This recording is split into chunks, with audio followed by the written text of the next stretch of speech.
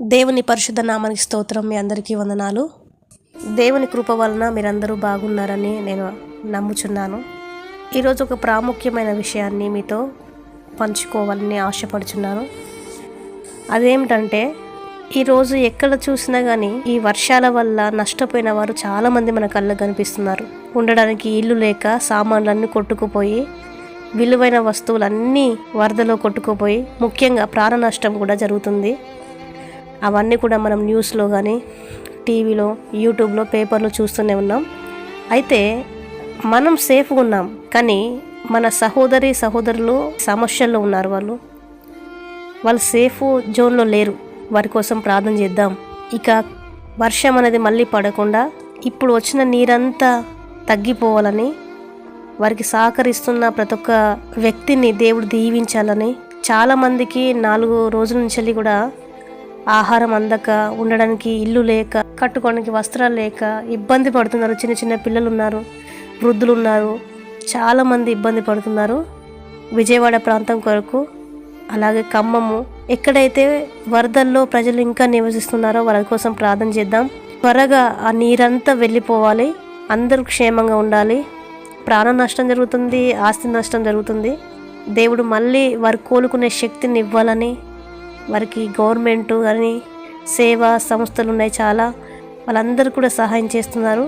ఇంకా సహాయం చేసి వాళ్ళు కోల్పోయినది అంతా, ఒకవేళ నష్టాన్ని కూర్చకపోవచ్చు కానీ కొంతవరకైనా సరే గవర్నమెంట్ సహాయం చేయడానికి ముందుకు రావాలి.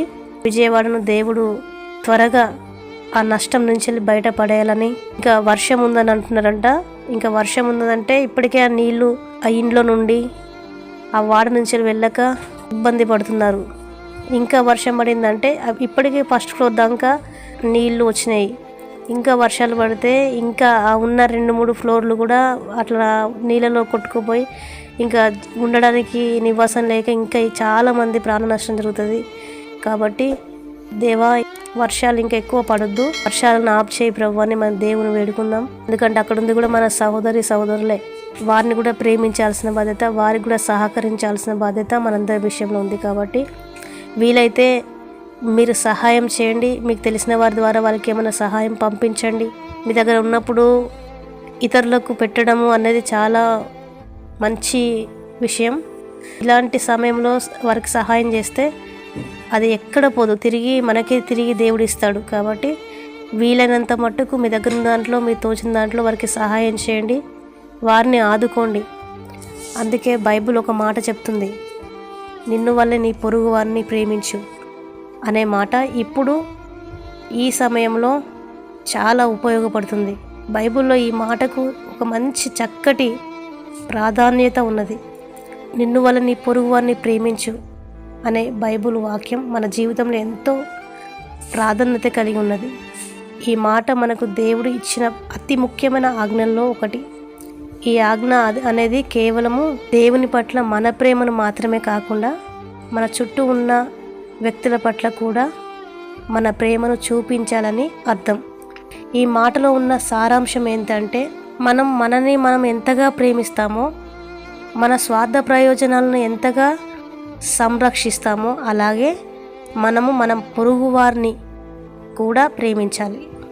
ఇక్కడ పొరుగువారంటే కేవలం మన ఇంటికి దగ్గర ఉన్నవారు మాత్రమే కాదు, కానీ మన చుట్టూ ఉన్న ప్రతి ఒక్కరూ మన పొరుగువారే. మనకు ఏదైనా మంచి జరగాలని మనం ఆశిస్తామో, అదే మంచి మన చుట్టూ ఉన్న వారందరికీ జరగాలని కోరుకోవాలి. మన పొరుగువారు కష్టంలో ఉన్నప్పుడు మనం వారికి సహాయం చేయాలి.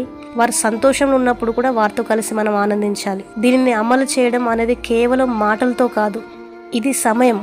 ఈ మాటకు అర్థాన్ని ఇవ్వడానికి సరైన సమయం మన పనుల ద్వారా కూడా చూపించాలి.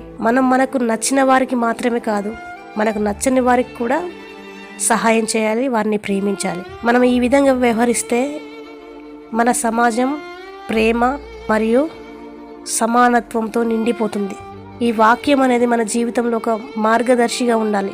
ప్రతి ఒక్కరూ ప్రతిరోజు ఈ ఆజ్ఞను మనస్ఫూర్తిగా ఏదో ఒక విషయంలో పాటిస్తే మనకు మరియు మన చుట్టూ ఉన్న వారికి శాంతి, సమాధానము, ఆనందం కలుగుతుంది.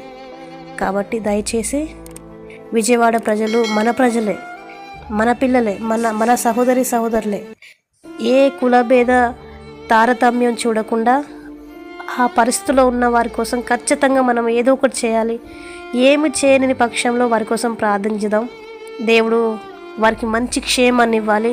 చాలామంది కొట్టుకుపోయి శవాలుగా అక్కడ ఉన్నారంట. వాటిని తీసుకెళ్ళి వారిని సమాధి చేయడానికి కూడా అక్కడ వీలు లేకుండా అవుతుంది. చిన్నపిల్లలు కొట్టుకుపోయారు. తర్వాత వాష్రూమ్కి వెళ్తుంటే ఆ వాష్రూమ్ నీళ్లు కూడా బయటికి తన్నేసి ఆ స్మెల్ వల్ల కూడా చాలామంది ఇబ్బంది పడుతున్నారు. సో ఎక్కడ చూసినా ఈ నీళ్ళు ఉంటున్నాయి కాబట్టి చాలామంది ఇబ్బంది పడుతున్నారు. దయచేసి ప్రార్థించండి. వీలైతే మీరు సహాయం అందించండి వారికి. మీరు సహాయం చేసే అంత అవకాశం మీలో ఉన్నట్లయితే ఖచ్చితంగా మీరు సహాయం చేయండి. నిన్ను వల్ల నీ పొరుగు వారిని ప్రేమించు అంటే నిన్ను నువ్వు ఎట్లా ప్రేమించుకుంటున్నావో, నిన్ను నువ్వు ఎలా ఉండాలనుకుంటున్నావో, నీకు ఏమి కావాలనుకుంటున్నావో, నువ్వు ఏ రేంజ్లో ఉండాలనుకుంటున్నావో ఆ విధంగానే నీ పొరుగువాడు కూడా ఇప్పుడు కష్టంలో ఉన్నారు. వారి కోసం కూడా ఆలోచించండి. వారిని కూడా ప్రేమించండి. వారికి వీలైనంత సహాయం చేయండి, అందించండి. అది ఆ ఫలితం ఎక్కడ పోదు. మనుషులు మీకు ఒకవేళ ఇవ్వకపోవచ్చు, మనుషులు మీకు చేస్తున్న సేవ గుర్తించకపోవచ్చు, కానీ దేవుడు మాత్రం గుర్తిస్తాడు. కాబట్టి దయచేసి మీరు ఖచ్చితంగా సహాయం చేయండి, ప్రార్థించండి. వారి కొరకు మళ్ళీ వర్షాలు పడకుండా ఉన్న నీరంతా సముద్రంలోకి వెళ్ళిపోవాలి. వాళ్ళందరూ మంచిగా ఉండాలి. వాళ్ళు కోల్పోయినవన్నీ తిరిగి పొందుకోవాలని ప్రార్థించండి, సహకరించండి. కొద్ది మాటలు దేవుడు దీవించును గాక. ఆమేన్.